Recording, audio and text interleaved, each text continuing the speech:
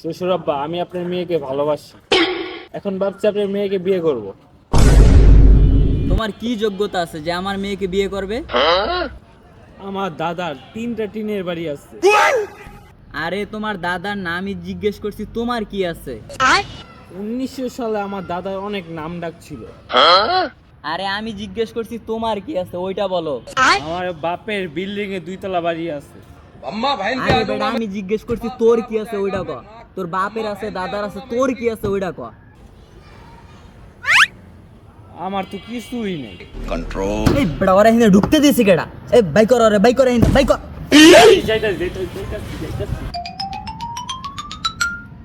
আসসালামু আলাইকুম আঙ্কেল। হ্যাঁ বলো তো, তোমার কি যোগ্যতা আছে? আঙ্কেল, 1900 সালে তো আমার বাপ দাদার অনেক কিছু আছিল, কিন্তু 2022 সালে আমি একটা বাড়ি করছি নিজের ঠিয়ায়।